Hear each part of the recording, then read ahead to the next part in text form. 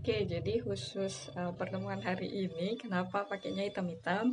Karena saya mau mengucapkan juga turut berduka cita untuk korban-korban COVID-19 yang banyak yang meregang nyawa ya. Ternyata memang penyebaran pandemi ini sangat-sangat serius. Jadi aku titip pesan buat teman-teman juga, kalau misal nggak penting-penting banget nggak usah keluar dulu ya, karena ini beneran ada.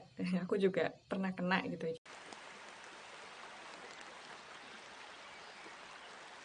Oke, come here sit down.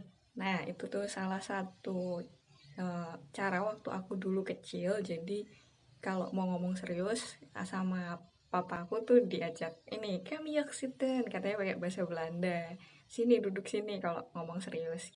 Oke, jadi banyak pertanyaan juga dari teman-teman aku sendiri. Sebenarnya kenapa bahasnya mindfulness? Jadi memang mindfulness itu pada sejarahnya memang itu digunakan oleh agama Buddha kuno untuk berfokus menciptakan keharmonisan antara eh, konsep diri dengan lingkungan. Jadi memang tujuannya berfokus kepada kondisi penuh kesadaran kita pada saat ini. Jadi kalau menurut aku memang sudah saatnya ya, apa kita ini uh, menerima memang ada beberapa uh, adaptasi dari agama-agama tertentu, tapi kalau memang itu dapat membantu kita untuk mencapai kesehatan mental dan kesehatan jiwa yang lebih baik lagi.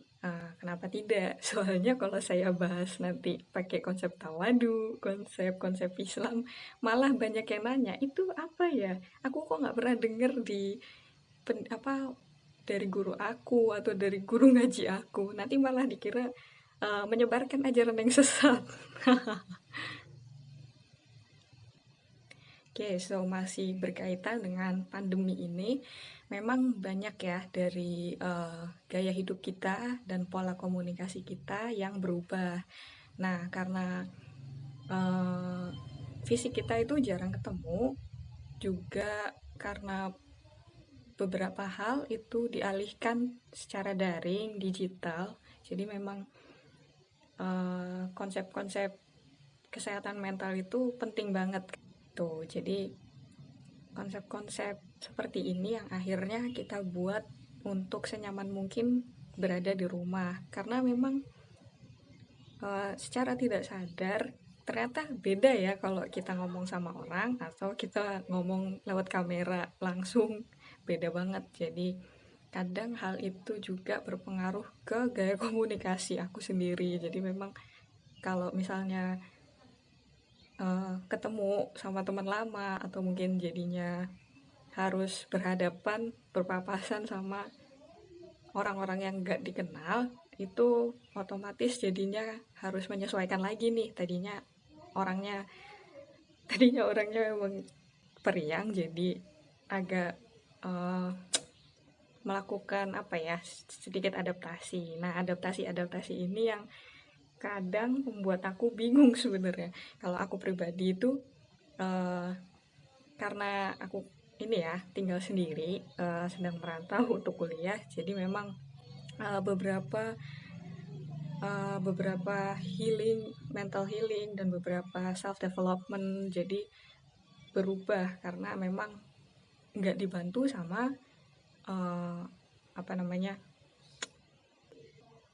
Oke, jadi memang nggak dibantu sama apa namanya, kehadiran orang-orang di sekitar aku karena tadi itu online. Jadi memang kadang panik juga, aduh gimana ini. Nah, semenjak dapat juga tips mindfulness, jadi memang lebih santai, lebih bisa ngatur apa namanya, emosi-emosi yang kadang itu beda kan. Jadi kita lebih biasa justru ngobrol sama kamera. Nah, hal itu yang aku rasakan juga kadang memang membuat kita sering merasa FOMO atau fear of missing out. Jadi kalau ada tema-tema yang lagi hype banget kayak sekarang ini, lip of service itu apa ya, harus kita ikutin terus, harus kita pantau terus, karena memang online itu selalu berkembang. Nah, mulai dari situ banyak perubahan yang secara tidak sadar justru membuat kita lebih panik. Nah, dari sini konsep mindfulness itu jadi kembali menyadarkan kita kalau kehidupan kita itu nggak di dunia maya aja. Kita ada di sini, fisik kita tuh ternyata masih terikat ruang dan waktu. Jadi ketika kita nggak sadar, kita merasa FOMO, akhirnya dengan metode-metode meditasi yang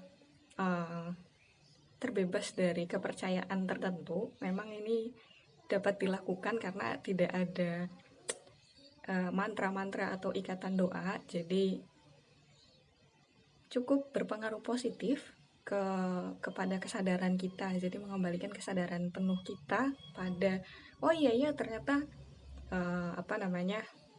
ternyata memang raga sama jiwa kita tuh di sini, bukan di dunia maya ini gitu teman-teman. Jadi memang beberapa konsep agama tertentu memang pada sejarahnya itu dibangun oleh agama Buddha kuno, tapi ketika diimplementasikan kepada kehidupan kita yang sekarang dan dia tidak ada korelasi dengan ikatan-ikatan doa atau mantra tertentu, ya kenapa tidak kalau misalnya itu bisa mengenhance kesehatan mental kita. Iya. Jadi pesan jaga kesehatan ya teman-teman.